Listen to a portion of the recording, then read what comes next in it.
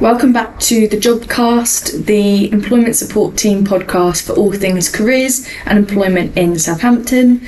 I'm Sophie. And I'm Leon. And today's topic is quite a common one, which is writing CVs, but we plan to go into more detail and cover the less covered topics within this area. There's lots of advice available online on CV writing, but a lot of it is the same basic advice. Simply, what do you include in your CV? Put down your experience, put down your education history, and advice like including your hobbies and interests. But no one actually explains how to do that. What does hiking have to do with an office job? How do you explain the use of your video game skills in a job for manual labor? And today we want to go over some of the details of how to make those links and how to actually fill out the sections that everyone tells you you have to include. The first thing to talk about then is the purpose of a CV. Why do we even write them in the first place? Obviously, a CV gives an employer a basic rundown of who you are and what it is you do.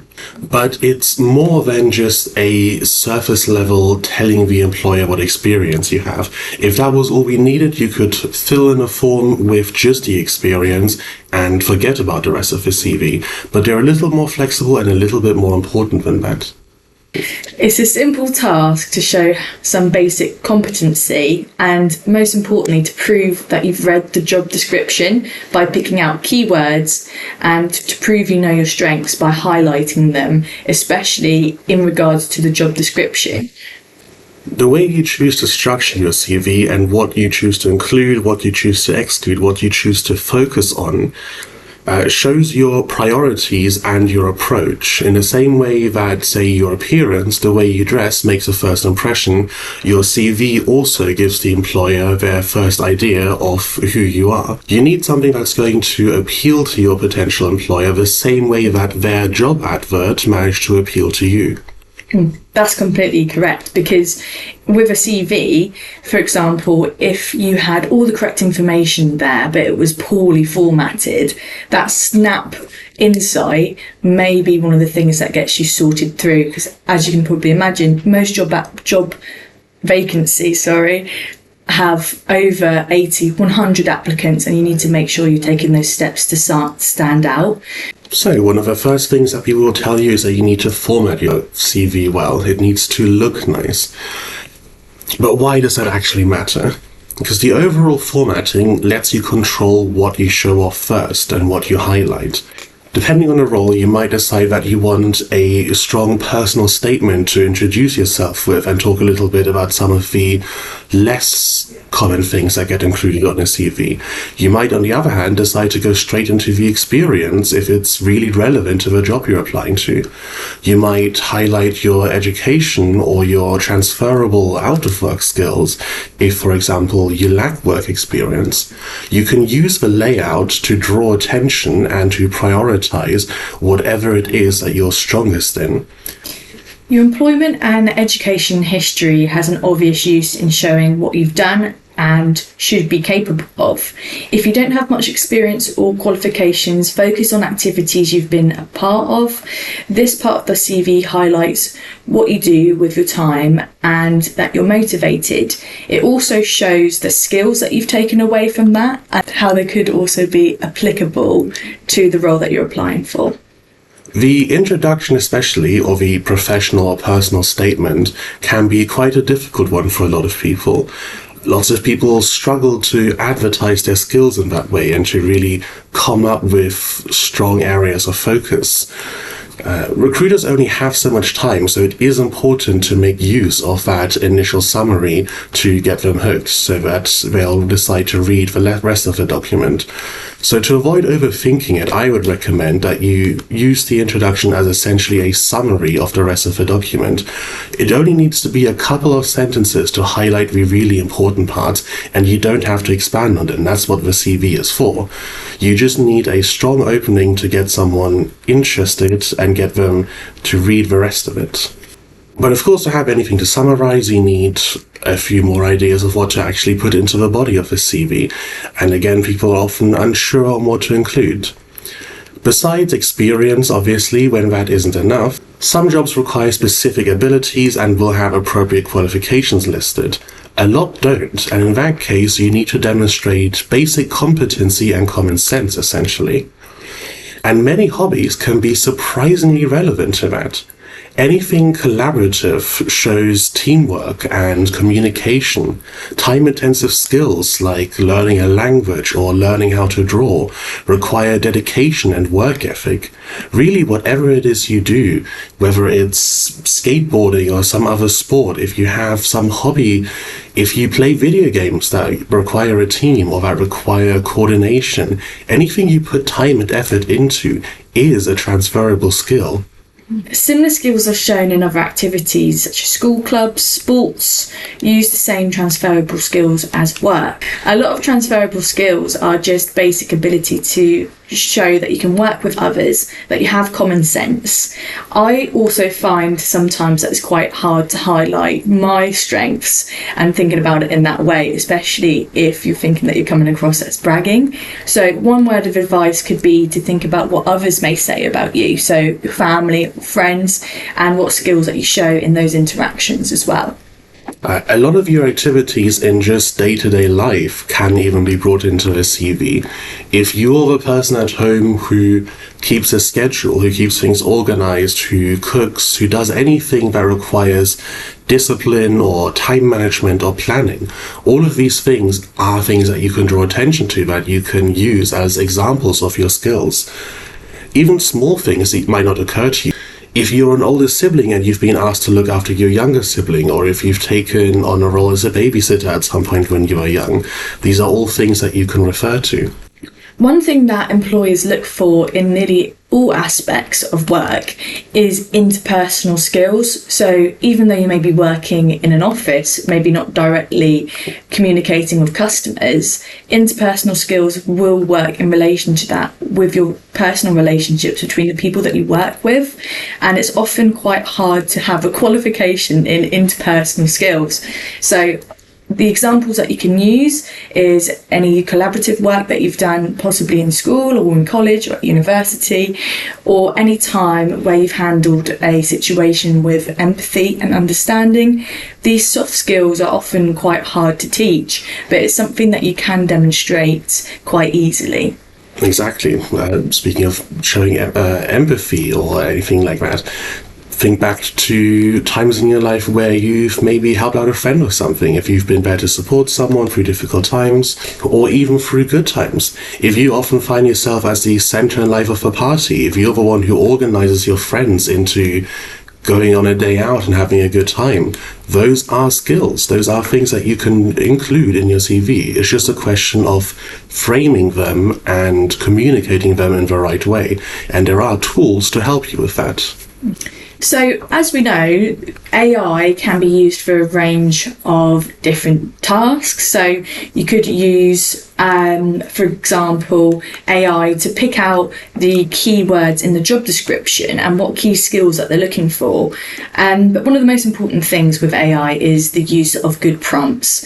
If you're not being specific, it can give you such a wide range of an answer where it is not in relation to the question that's being asked in the job description. So it's worth rewording it and trying out maybe a few different prompts and seeing which one would work best. Most importantly, don't just put a prompt in and first thing use copy and paste. A lot of the time, with the way that AI responds back, it's quite obvious for recruiters to be able to see a CV that's been completely made by AI. For example, if it uses a lot of hyphens, take them out and replace them with commas, because that is one of the most obvious uses of AI. And also, if you are using AI for parts of your application and then sometimes not, and the wording and the tone is completely different, that can be quite a big giveaway that you've used AI for part of your application.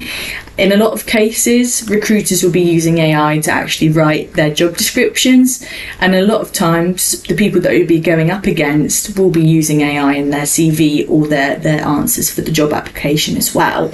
So it's worth making sure that your CV, your answers still stand out, but remove some of that AI wording and make it applicable to the job application. But most importantly, the thing that we'll always have over AI is the human effect and the human impact. So if it does sound like something that's been completely created by AI, it doesn't have that personal touch. And let's say if your CV is shortlisted and you've completely used AI to write it, you get into the job interview and then you sound completely different to your application. And also they may ask you questions about your CV in the interview itself, and if you've not written it and you've not looked over it, if you've not read it properly, you're not going to be able to answer those questions that they're going to pose. Yeah, that's all correct. I think it's also very important to frame for yourself your use of AI. Remember that you're using it as a tool to assist your writing of your CV and not having it write the CV for you.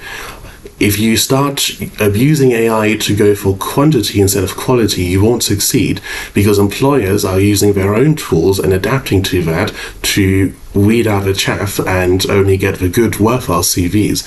So if all you have is just AI-picked keywords, it's not going to stand out enough and might never even make it in front of any recruiter to look at.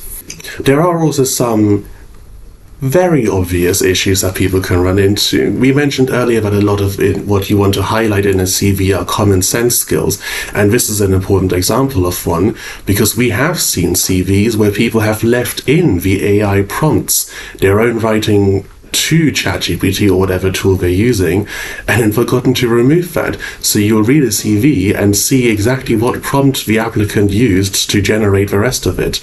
And that obviously is not going to look good. It shows that you haven't put the work in, you haven't thought about it, you don't perhaps actually know about the job you're trying to apply for. So obviously you're not going to be picked for interview. So make sure you use it as a tool to assist you and not a tool to do the work for you. You don't want to copy paste, you want to give the AI a prompt and then take what it gives back to you as a prompt to write your own thing. Using your own language will better show off who you are and establish your personality before the interview. It is, as I said earlier, a first impression. You know, the recruiters first look at who you are, how you think, and what you prioritize. AI is going to give everybody the same generic responses, the same basic template to work from, but it doesn't know your unique experiences. So you have to use that, and you have to take the opportunity to add your own touch. One thing that a lot of people possibly haven't considered, and I hadn't until recently either, is actually reaching out to companies or specific areas of work that you're interested in or passionate about. So what that could look like is reaching out to a company and asking them what skills that they're looking for in an employee, but also using that time to showcase your skills and detailing your experience as well. This way, you get a better understanding of what they're actually looking for and can use those responses in your CV and highlight them to stand out more. It's also good to be seen as being proactive and going out of your way to be a step above what people are ordinarily doing. So it's a good experience as well to put yourself out there and do something a little bit different. Lots of job adverts do have a contact info at the bottom for whoever works in HR or recruiting at the company. And it can feel like if you reach out and ask them a question, they might hold it against you, but they might think, oh, this person didn't understand things and needed help, why would we want to hire them? But honestly, it's almost certainly going to be the opposite. If you take the time to actually show your interest and show that you really care about this particular job, that you want to put in a good application and that you care about being the right fit for the company, it's going to improve your odds. And it's also going to improve your odds because you'll get back an answer that allows you to put forward a better application. One thing that is important to consider when reaching out is that companies can often upskill their employees once they're in the role or teach them how to be better suited for the role, but they can't teach or get somebody to care who doesn't. And that's one of the most important things that people are looking for, is that people are coming into a role and they care about what they're doing and the job is actually significant to them. So this is one way, possibly if you don't have as much experience as you would like, to set yourself above others and show that you actually care about what the company is doing and how you would like to impact that as well. This is one of those things that gets brought up often in CV advice, but doesn't really get expanded upon. The importance of the skills and why people will tell you to include your skills on your CV, even if you don't have experience or qualifications. It can often sound contradictory. How are you going to list skills when you don't have the proof of any of your skills, when you haven't gone through the learning to get those skills? But actually what they're looking for is those inherent qualities of your personality that can be built upon to make you a good fit for the role.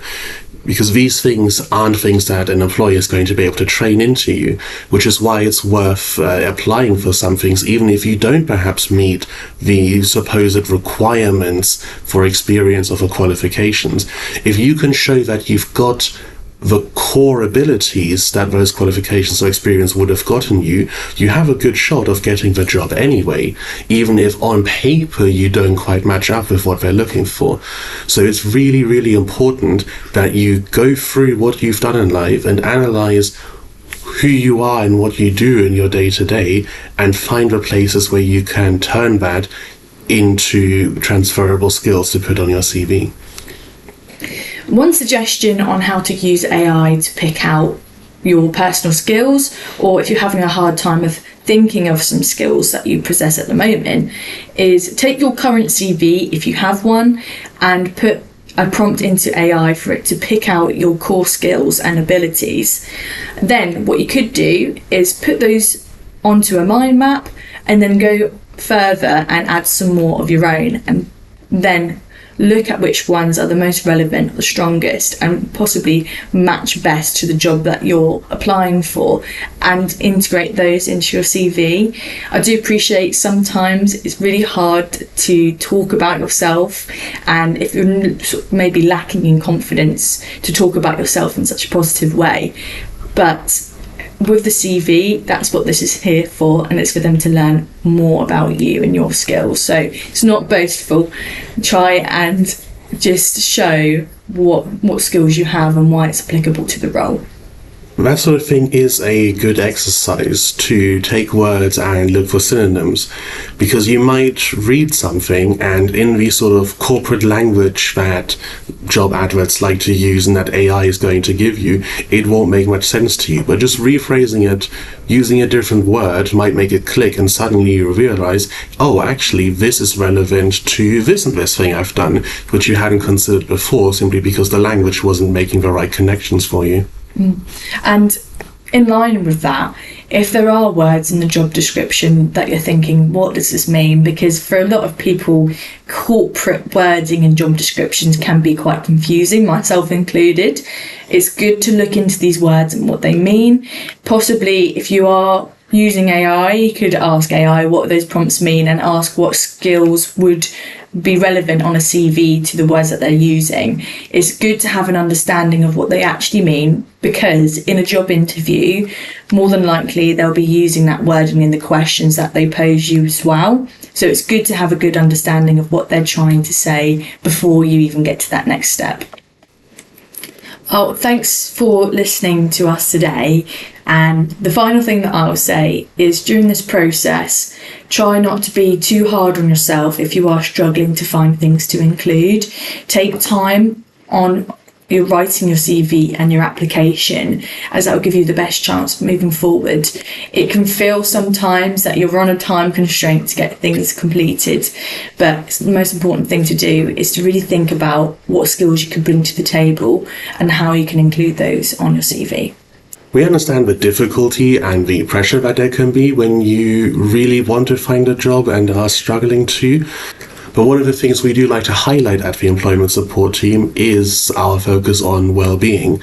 We want people to find the right job for them, to find a good job that they're going to want to stay at, that's going to get them, yes, the money they want to earn, but also a good day-to-day quality of life. and taking the time during the application process to, instead of applying for as many jobs as possible, apply for a few that you actually want and do it well, to be a little ambitious and reach for the jobs you might otherwise have written off, is a really good thing to focus on. So in that regard, we encourage you to put your best foot forward with your CVs and really strive to put in the best application. To summarize what we've gone through today, there are a surprising amount of places where you can find CV relevant, transferable job skills in your day-to-day life. Make sure you examine everything you've done and look at it through a lens not of how do I phrase this as relevant experience through the job, but rather how can this prove that I can learn the things that the job is going to require of me. For most jobs, you don't have to advertise yourself as the person who's already a professional in that particular field. You have to advertise yourself as the person who's going to be able to work with their team, with their company, with their corporate culture, and learn the skills that are going to be required for the job. So focus on soft skills, focus on transferable skills, focus on how your life experience highlights your ability to function as part of a team and to work with others. If you do want additional support, I would encourage you first of all to look online for perhaps CV templates. If you're still struggling with the structure, they can be a good starting point that you can then fill in with your own thoughts, or much like an AI prompt, reword and rewrite to fit yourself. Or you can always approach the employment support team here in Southampton. We run various work clubs throughout the week that you can attend to get some one-to-one support and help with your CV writing, and even with searching for job adverts that might be the most suitable to you. You don't want to completely change yourself and your CV to suit the job advert, because then you're not going to end up being a good fit and it's going to be a struggle for you later. You want to find the jobs that are suitable for your skills. And we're here to support you in identifying what those are and putting your best foot forward. Thank you very much for watching. Bye!